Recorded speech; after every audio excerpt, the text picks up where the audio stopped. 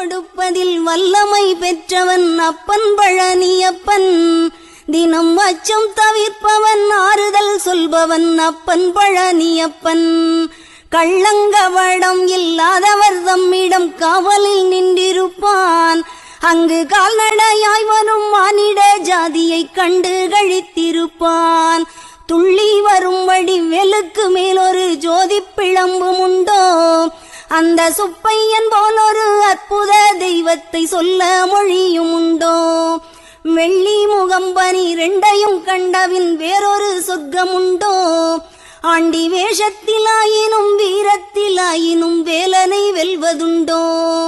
சித்தர் வணங்கிய சேவற்கொடியோனை சேர்ந்து பணிந்திடுவோம், அந்த சிக்கலிலாயினும் செந்திலாயினும் சென்று பணிந்திடுவோம்.